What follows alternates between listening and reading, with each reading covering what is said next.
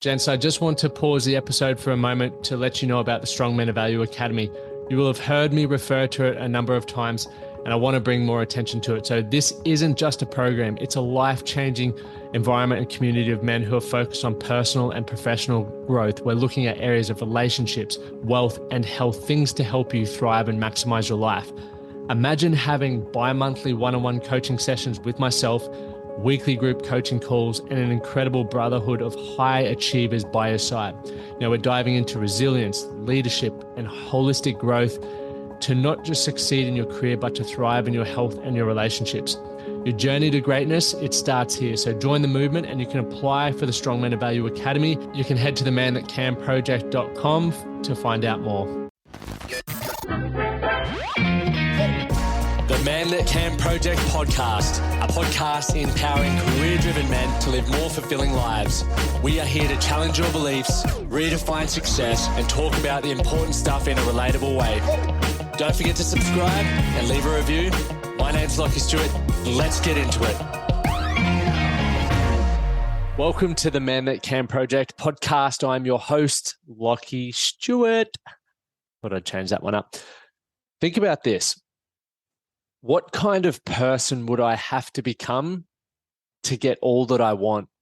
It was a quote that I heard today while I was listening to some Jim Rohn, which is always beneficial. And off the back of that, I called my wife's grandmother for her 84th birthday, 84th trip around the sun. And during our conversation, one thing she said, she goes, "Look, Lachie, I'm not that young anymore. I wish I could go back to being 70 or even 60. And I was sitting there thinking for my 31-year-old's mind, and I was worried about turning 40, but here you are going, I can't wait to I wish I could go back to 70 or 60. And it started me thinking again about maximizing our time here on earth and thinking about the fact that everything we do and everything we have in our life is connected in some way, shape, or form, meaning, you know, your poor health, if you're physically unhealthy, it impacts other areas of your life. It may impact your ability to look after your children or play with your kids. It may impact your confidence to enjoy experiences at the beach or various things like that, right? See how they're all linked up. And it was pretty cool to think about, but it brought me to what I want to talk about during this episode, which is the framework for a great life. Before we dive into it, I do want you to think about the Strong Men of Value Academy. We've had a number of members come back, which is awesome. It's always cool when people go away and realize, hey, I want the community and I want to be able to be a part of something that is ambitious. Sorry, tongue twisted there. That challenges me to be ambitious and get the most out of myself. And we've also had a number of new members. We've got our youngest member who is 18. So it's awesome to see even young blokes now going, hey, if I want to be the best version of myself, I need to hang around those who can sort of inspire me and challenge me and even give me experiences and perspective to be better. And we've also had our most seasoned veteran, who is an absolute, one of the greatest blokes I've had the pleasure of chatting with, who's joining, and he's going to add so much value to our community as well. So it's been a very, very exciting week. So if you're looking for a lot of the stuff that we're going to talk about in this framework, if you feel it's where you're at and what you need help with, and you want to be a part of a global community of men who are wanting to improve their mental fitness, wanting to improve their physical fitness, then you can find out more on the website, themanthatcanproject.com/strong men of value, and hit the apply button. And if I feel our academy will add value to you, and vice versa, if I'm always talking about, I'm pretty selective. If I feel like I would have a beer with you and, I check out your Instagram, I jump on a phone call with you, then I'm more often than going to accept your application. If I feel you're better suited in another program, I'll hit you up with that. So anyway, enough from me. If you're enjoying these episodes, if you're watching this on YouTube, make sure you hit the subscribe button for all the updates and more. If you're on Spotify or Apple Podcasts, would mean a bucket load if you could take a moment to hit the review button, hit a 5-starer, because it does help with other blokes who stumble across to go, there's people listening and there's people getting value. So thank you. Anyway, let's jump into it. So a question to think about, as I mentioned at the beginning: what kind of person would I have to become to get all that I want? And this is putting the onus back on you, going, okay, well, who you are right now may not be the version of yourself you need to become in order to get what you want. And there are so many blokes out there, and I've been in this position, who sit back and go, I don't really know what I want from my life. And being in that position can leave you feeling,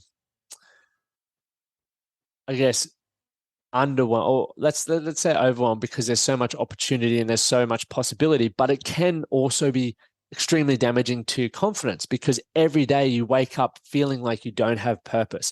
Every day you feel like, you wake up lacking fulfillment. And from a young age, many of us have, you look at children and they're so positive and they're so excited and opportunistic about life. And over time, if we lose direction, if we don't gain clarity around or certainty around who we are as an individual, we lose direction, right? We lose focus on what's important to us. And it's one of, I believe, the saddest things when I have experienced it firsthand, where I didn't have purpose, I didn't have direction, and I wasn't in the best place mentally as a result of that. And I speak to men all the time who, share their stories, and I really do feel for them, but I also get excited because I know how easy it is to turn it around. For me, it's like when I think about what's a great life, and I would definitely encourage you to think about what a great life is for you. It's got to start by thinking about who you need to become and what you want to experience. And I'm going to give you some of those questions to answer and frameworks. So if you are, sitting down, or you want to definitely come back to this with a pen and notepad, or actually, I didn't mention this, putting through a new course within our academy, where you'll be able to go through the framework for a great life. And actually all the questions will be there. There will be worksheets. So if you get value from this episode, I would definitely look at getting into the academy just to get your hands on the framework for all of this. But to me, when I think about what a great life is, it's really limiting my regrets. I don't want to look back going, I wish I'd done more of that. I wish I had taken more time to experience those. I wish I'd gone on more walks, or take more days off work, or whatever it may be, because I'm reading a book at the moment called The 5 Truths of the Dying. And it also probably ties into the conversation that I had with my grandmother-in-law today. And a lot of the things they talk about isn't based around money, isn't based around work. And a lot of us spend the majority of our time at work. And it's funny to think about. Think about how much time you're spending at work every week. And then I would ask you to ask yourself, do you find fulfillment from that work? Very few of you will. So why do you allow so much of your time, and I'm probably just answering my own question, it's generally money, but why would you allow so much of your stress to come from work, your time to go to work, when it's not fulfilling? So I put a reel out the other day as well, just quickly, around success isn't always measured through hard work, because I know plenty of blokes who are working hard and they aren't getting the results that they want.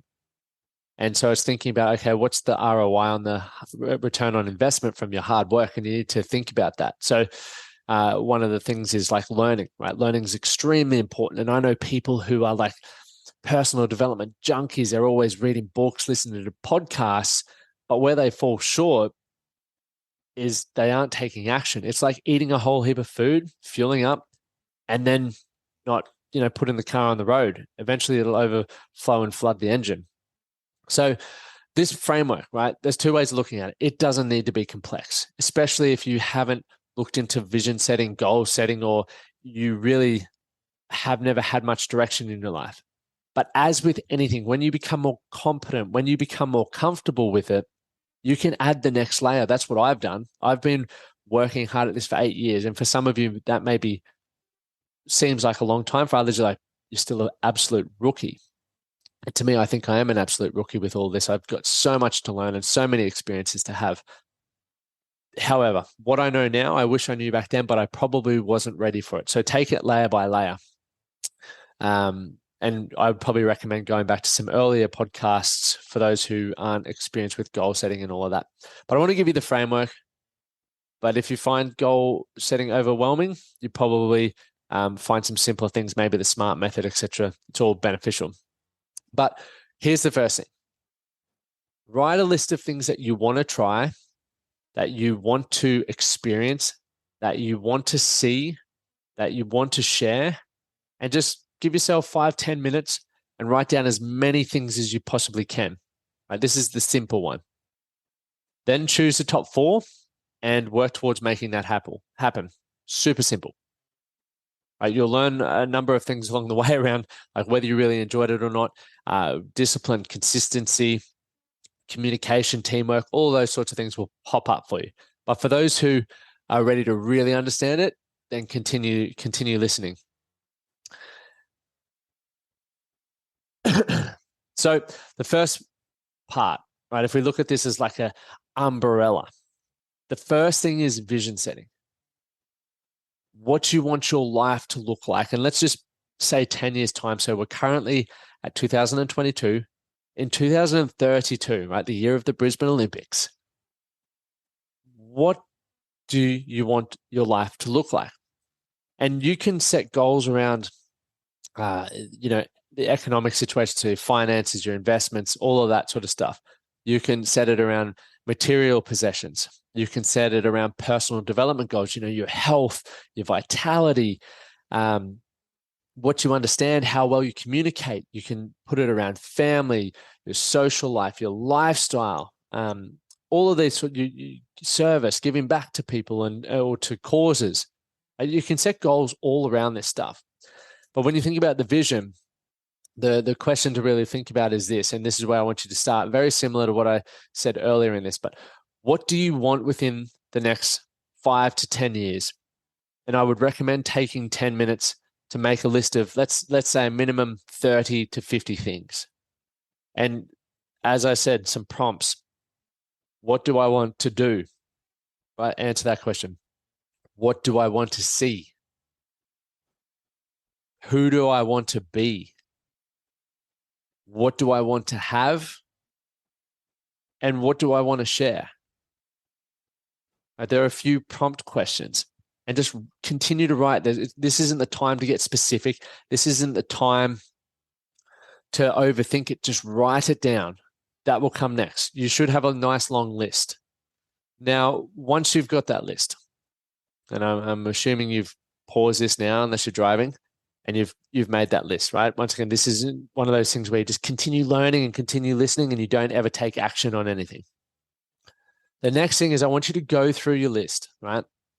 I want you to write when you think you can accomplish these things. So go through and you might go, all right, this is a 1-year goal. This is a 3-year goal. This is a 5-year goal. This is a 10-year goal. I want you to go, obviously you can have multiple 1-year goals. You can have multiple 3, 5, 10-year goals, 7-year goals, whatever it looks like, based off maybe the importance of it, based off how long you feel it will take to achieve. But go through and do that now. Okay, I'm going to assume that you've done that one as well. Now, from that, based off the numbers next to it, I would say anything from 5 to 10 year would be a long-term goal. Anything from sort of 1 to 3 years, or let's even say 1 to 5 years. Actually, no, let's go 3 to 10 years would be a long-term goal. 1 to 3 is a short-term goal, and anything under a year is like an instant goal, an immediate goal that you can work towards now. So within those long-term goals, right, they're things that you're looking forward to in the future, because when you finish one goal, you don't just stop. And this is one of the things that I'm really trying to educate a lot of members in our academy, because they come in and do one game plan, right? And a game plan is generally based around an instant goal, right? You got that. I was picturing I was talking to an audience and you guys were going to say it back to me then. But it's an instant goal. And within the 12-week game plan, when you're doing an instant goal, what happens when you get towards the end of it? Obviously, you're still focused on that goal, but there should always be another goal. The growth doesn't stop. in order to create a life you're excited by, you need to continually be working towards these things. Yeah, you can have a 2 to 3 week break or whatever, but you should always be moving to the next goal. And it's about appreciating the process, learning, reviewing, reflecting, and then going. And it's also very important, you've now made this list and you've given yourself an idea of whether it's a 1, 3, 5-year goal. The next thing is to work out which of those are the most important 1-year goals, which, let's choose the top 3. What are the top 3 1-year goals that you've got there? What are the top 3 3-year goals, the top 3 5-year goals, and the top 3 10-year goals? And let's say they're the ones that you focus on. Don't get scared by the fact that you've now made a decision. It's not set in stone. It's really important that you continue to revise your short and long-term goals. Work out which ones are still a priority. As you grow, things may not be on there, and that's okay. You can move them, you can reprioritize, you can pivot. That's all fine. But at least you've given yourself a roadmap. It means, hey, in order for me to achieve these 10-year goals, or in order for me to achieve this 5-year goal, this 3-year goal, this 1-year goal, here's what has to happen. This now becomes a goal. That goal then gets attached to a plan, and then you need to be held accountable and you need to take action to working that plan daily. It really can be that simple. But as I continue to harp on about it, it's like the reason why I find it so comfortable to go from game plan to game plan to game plan to game plan to game plan, and I've done it for years, is because I took the time, right, to create a vision for what I wanted my life to look like. Some things have changed, which is fine, but some things, or a lot of things, that I have achieved. I've also got the long-term goals around finances, around what I want my lifestyle to be like, around my health. And I've got the goals that I'm working towards over the next 3 years, and I've got the goals that I'm focused on this year. So I would love to hear from you. If you've found this, beneficial and it's got you more excited about goal setting, you want to check out this framework when we upload it in the academy. So it should be up there. I've just started filming it today, actually. So over the next, I would say 10 days, it will be up there, but there'll be things based around, obviously, how to create a vision, questions there. There'll be worksheets, long-term goal setting, accountability, how to set goals, why you should be specific, how to find the right accountability, and various things like that are going to be extremely helpful for you to develop the skill of goal setting, to develop the skill of deciding and creating direction for the quality of your life. If you got value from this, leave a review, share it on your socials, do whatever you need to do to get this material in the hands of other men who can benefit from it. And as I say all the time, do something today to be better for tomorrow. Thank you. Thank you for listening to the Man That Can Project podcast. My name is Lachie Stuart, and I hope you enjoyed this episode and found it helpful. If you did, please take a moment to rate and review the Man That Can Project on your favorite podcast platform. And don't forget to subscribe to stay up to date with our newest episodes. We'll see you again next time.